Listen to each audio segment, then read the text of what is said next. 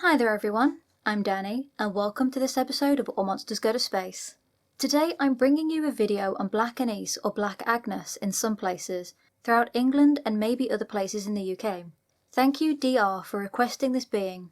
She is a tall blue hag who has long sharp teeth and iron claws which she used to make her home. In a few reports she only has one eye like a cyclops. She is a little like Ginny Greenteeth, hunting children, a hag, and sometimes hides in a tree to wait for her prey, but she doesn't reside in water. Instead, she is said to live in a cave in the Dane Hills, Leicestershire, known as Black Anice's Bower, and she roams the countryside there. She would only go out at night to hunt, although it wasn't just children, but also lambs, and sometimes she would use her long arms to take a person from their homes. The small windows in cottages were said to have been made so that an arm was all she could get inside. She would also tan their skin and wear them around her waist. If people heard a howling, of which is said to be heard from up to 5 miles away, they would rush to close and lock their windows and doors and hang up protective herbs against her. Again, she was used like a boogeyman to make children behave.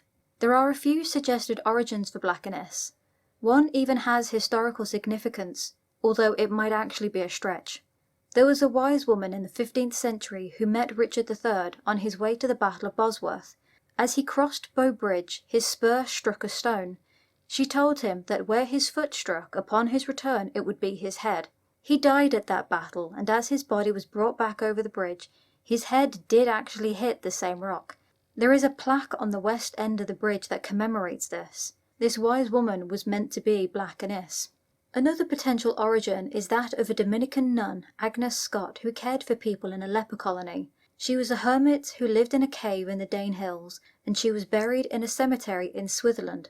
Her life could have become a legend that was then twisted by the Protestant Reformation of the time, and over time she became a witch, as it always seems to go when an older person lives alone, away from society. A brass plaque at Switzerland Church bears her name, and there is also a small, veiled statue there that is meant to be her. T.C. Lethbridge claimed she was from Celtic mythology, a being that was much like Danu from Germanic mythology, who was a type of mother goddess. In the 1917 book Myths of Crete and Pre-Hellenic Europe by Donald Alexander Mackenzie, he thought that the origin may have actually derived from ancient European mother goddess myths. He thought they could be children eaters. But Richard Hutton disagreed. He was the one who thought the anchoress Agnes Scott was meant to be where the origin came from. It was also thought that it was in the Victorian period where Agnes Scott was mixed with Danu and became the legendary being. The earliest record that could be found mentioning Black Anise was from the 18th century. There was a deed that made mention of a parcel of land called Black Annie's Bower Close. Another report came from 1941. A refugee named Ruth Tong said that 3 children had been sent out to get firewood. Night soon fell and they heard a noise near them, like an animal snuffling in the undergrowth. They looked through a hagstone and saw Black Anise. They dropped the wood and ran as fast as they could back home. As she tried to run at them, she hurt her legs on the firewood and had to return to her own home to rub salve on her wounds. She then went after them and got there just as they arrived. Their father, hearing his children, came out of his home with an axe and managed to hit her in the face. She pulled back and turned for home, screaming, "Blood! Blood!" Then the Christmas bells began to ring out and killed her. Another version of the Black Anise tale is that she is a fierce, monstrous black cat, and led to an Easter ritual which is quite unpleasant. A dead cat would be dragged from Anice's bower to the mayor of Leicester's house. The cat would have been covered in aniseed oil. Luckily, the tradition died out in the 18th century. She was also said to live and move around underground in a passage that went from Leicester Castle's cellar to her own home in the cave, and she has featured in some pieces of literature and theatre.